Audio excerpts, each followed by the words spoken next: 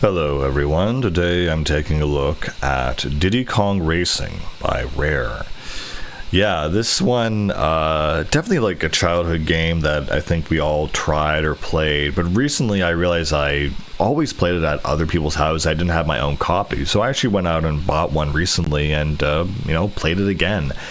And playing it again after all these years, it's funny what has changed and what hasn't changed. So, for example, what has changed is that I'm obviously much better at gaming in general. So it was a much easier, I would say, asterisk to play this game. I beat it only like a couple days. It was very, very short. But I guess the thing that really kind of jumped out at me the most is that this game is really hard. It was very, very short, but it was very challenging. It rode that line just in between, is this worth it, to I don't really want to do this anymore.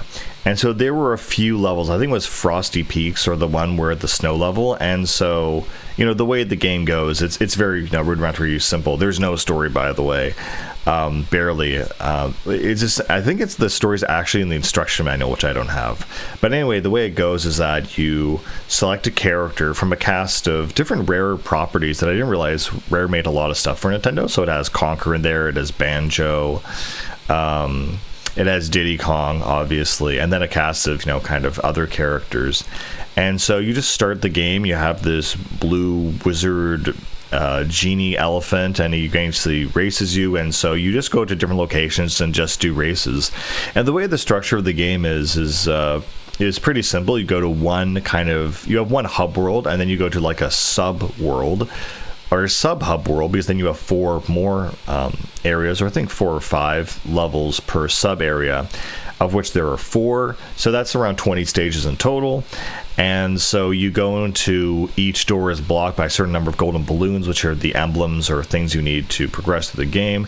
And so you do a race, and then you do, you get a balloon for it, and then you go to the next one, and so on and so forth. And then once you do all those stages in the area, then you can fight the boss. And then once you raise the boss, then he's like, okay, here's a silver coin challenge where you go back to the previous 5 levels, but now you have to collect a bunch of coins as you go through the levels, and you have to get first place. So it's like you're wasting time going zigzagging across levels, going here and there and trying to get all the stuff when it's really not super necessary, but it's necessary for this challenge. And then once you do that, you fight the boss again, and it's the exact same race, except it's slightly harder this time. Usually there's more obstacles, maybe they're faster, whatever. And so for the most part, and just keep in mind, and back in the 90s, it was still kind of borrowing from the age of arcades, where they made things just really hard.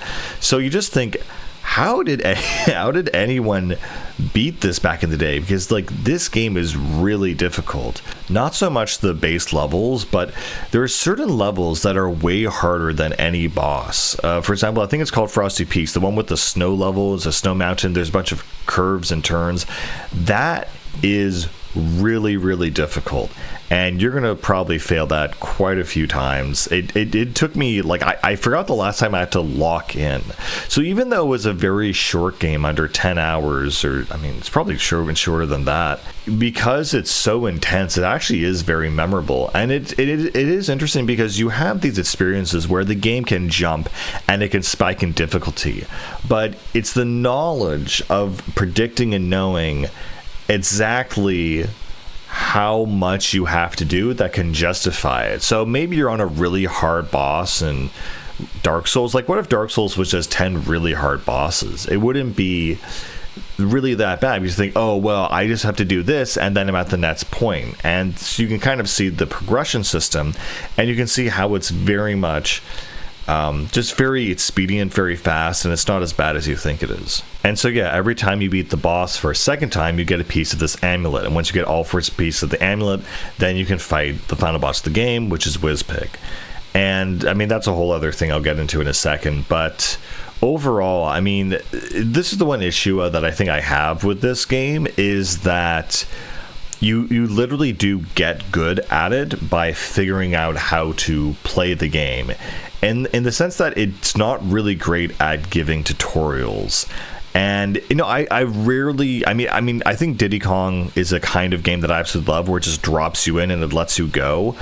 But there are some things that I would have liked to know. For example, I didn't know if you held B while driving that you'll drift inwards, and then if you hold L or R you'll drift outwards. Like I had no idea, and I thought it was like a Mario Kart thing where as you drift you get boost. That's not the case at all. So there's really a few nuanced mechanics. And WizPig, to get to that fight, and I remember this back in the day, I was watching someone else do this race, and they said, oh, you have to do this one weird thing that was not communicated very well throughout the game, which is that when you go over a boost pad, if you tap A at the exact correct time, you can get a green boost instead of a purple boost, which is way faster. And I knew this was possible, but I couldn't remember how the heck to do it. And like, this is, probably 20 years later, like I know there's a way to do this, but I can't remember it. And I just thought you have to tap A when you hit the pad. And technically that is what you do. But it's such a precise input that the way you actually practically do it is you just mash A. And I thought it was like maybe you have to double tap. You just basically mash A before you hit the ramp. And the other, or the boost rather, and the other thing that's also super crazy is that, like reading this online, apparently if you get the boost and you let go of acceleration, apparently the boost lasts longer, which I immediately noticed. I was like, that is so counterintuitive to not hold down acceleration when you have boost power to make it last longer. That is just really, really frankly bizarre. And again, it's something that's not, it's like either you know it when you start the game or you figure it out at the very end because it's required for the final boss, which is WizPig. Yeah, there's really not much else to say about the game. I mean, the bosses were kind of engaging and fun. It's funny though, like some of the bosses, like the Triceratops one, he is way harder than I would say most of the other bosses. I'd say the first boss is much more difficult. You have to outrace him and outpace him, and you have to go up around the spiraling mountain, and there's trees on the track, and if you mess up once, then like there's a good chance he's gonna pass you. The second boss, for example, I beat him, the Walrus, I beat him first try both times on his normal and his advanced difficulty, so that was just like not even a problem. And then there are certain bosses where you realize there's just one specific strategy you need to employ in order to get past them. For example, the octopus one, you basically just have to focus on getting the red balloons to get your weapons and then just blast him when you're on the straightaway. And I felt like I was kind of playing Ace Combat, because like I need to wait for him to be in gun range and then I can actually shoot the bandit down, and then that will slow him down enough that once you're in front of him he can no longer deploy his bubbles. And there's not enough really, I mean, you could try boosting past him, but it's a lot safer, I think, to disable him so he can't deploy any bubbles, and then also pass him with all of your missiles. And then once you pass him, you just drive the stage normally and you're completely fine. With the last one, the dragon one, that was interesting because that was a boost advantage run where you just were focusing on getting a triple boost and avoiding all this stuff as much as possible. And honestly, like, once you did a perfect first lap, got one triple boost, and were in front of him, you were fine, you were set. And so yeah, there's a lot of interesting variance in the levels, and also just how things are run. For example, the one thing that was kind of surprising to me, because it had been a while since I played this, right, is there's not really any shortcuts in this game. Like Mario Kart and more so Lego Racers, shortcuts are an integral part of the game. You could like destroy this wall or go through this section or find this power up. I love the warp power in that game.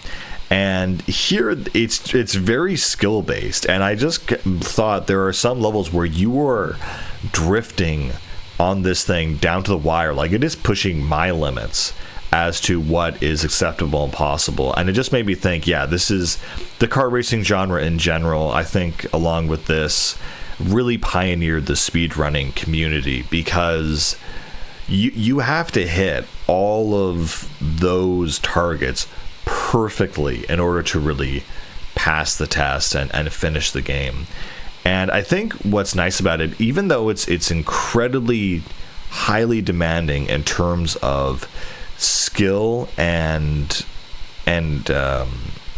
your expertise in executing these very precise movements. The thing is, the level's very short, so as you play the level more and more and more, it's actually not as onerous to expect the player to get really good at this very specific detailed thing. So you're basically doing a highly detailed task over and over and over again to a level of quality that is really unusual, and I would say unexpected to some degree. And so that's what speedrunning is. You're doing the exact same mundane, banal task really over and over and over again until it's just at the most pristine value you could get, the shortest time possible.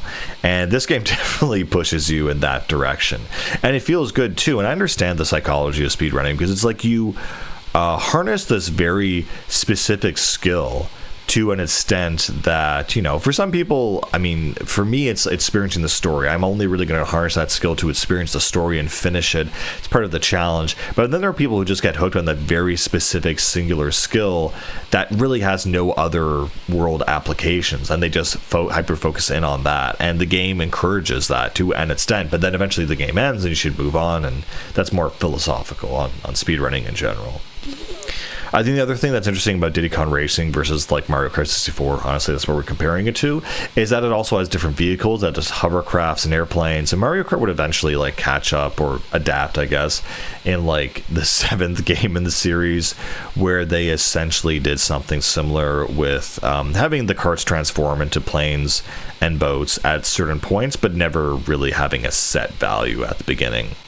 Also, I guess, technically this game has a hub world. You can call this as an open world type game before Mario Kart World, technically. But I also found it really interesting that the silver coins themselves are emblemized with the N64 logo, and you'll see the Nintendo logo all over the place. It is funny how Rare... It technically was never owned by Nintendo, right? But it just worked so closely with them. It felt like of the same genre, the same family of consoles and intellectual property that, it just meshed together really, really well. They were real partners, and I can see why the nostalgia for Rare is so hardcore, because they're just like the Western version, honestly, of Nintendo around this time. I guess the other thing that's also unusual about Diddy Kong Racing is how the actual powers work, which frankly are not important unless in specific scenarios. Like, for example, in Mario Kart, the items you pick up from the giant cube blocks or whatever are really, really important. They will change the entire outcome of the game, as they usually do, which makes it very frustrating for a lot of people. But in Diddy Kong Racing, the way it works, kind of similar to Lego Racers, where you get, a white piece that would upgrade it. Here you just get the same piece again. So if you get a red balloon and you get a second one, it'll upgrade it from up to 3 levels. So you get 1 rocket to a homing rocket to 10 rockets. And then I think you have a shield that becomes a mega shield, which also damages other people. And then you also have things like the boost, obviously, which just goes from a normal boost to a triple, double, triple boost. And then one that's a magnet, which is a weird thing. It locks onto the nearest, closest character and pulls you towards their path, which is somewhat useful. But it's kind of out of the way. It's a rainbow colored balloon, so you think it's really special and powerful, but it's just... it's not very useful, honestly. There's also the traps, which you go from like oil spill to bomb to something else, I forget, to a bubble that traps someone. So the thing is that if you get another balloon, it overwrites your progress. So if you have a level 3 red balloon and you get a boost, a blue one, it completely overwrites it, and now you just have a single boost. So it kind of encourages you to try different things, but also not to expect much from the items themselves. They're just not that useful. Even the fully upgraded rockets, they're still manually aimed, so you can't even see. You have to be very accurate with it. It kind of get the impression that it's really more of a skill-based game, and it's really focused on how well you can drive the level rather than the items you have. The items definitely help, but I kind of get the feeling this is the Mario Kart where you're absolutely demolishing everyone in the race with one item, like a star or like something else. But yeah, there's not much else to say about Diddy Kong Racing. It definitely is a classic. It really does push you to your limit, but because you have the foresight to know that it's not a long game or it's not very close to being beaten, you can see exactly what you have to do. It kind of allows you to lock in and be like, okay, I'm just going to grind this one race. And the races themselves are not very long either. So you have these very hyper-focused burst activities of extreme skill and dexterity that don't last for hundreds of hours. And so from that perspective, it was kind of that's the way that they did make games last longer back in the day. It was a system that essentially, from the difficulty and the retrying, would drive up the amount of time that the game takes to beat. And it's kind of weird. I'm kind of forlorn for that era of gaming a little bit, where it's like, hey, here's a very difficult, hardcore, whatever experience, but it's very short and we're not going to waste your time. And I like that. It's about respecting people's time.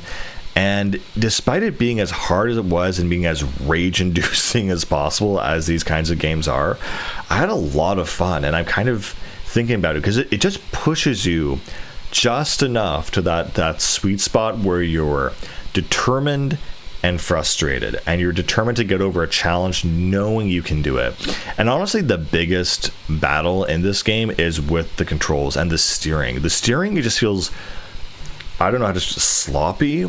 Like, for example, if I'm going straight and I want to hit a boost or a balloon, for some reason my card is always just slightly turning a little bit more than it should, and I just find I ended up using the quick turn B and holding down B to do sharp turns for almost everything, just because it was so unreliable. There was sometimes I'm like, okay, I'm going straight, I'm going to hit that that jump or that boost, and I would always miss it.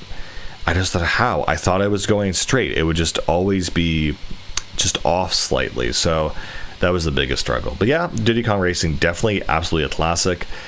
Again, not a lot of story or whatever to talk about. It's something that can really just be experienced, and it's definitely still very fun. Anyway, I'll see you guys later. Bye.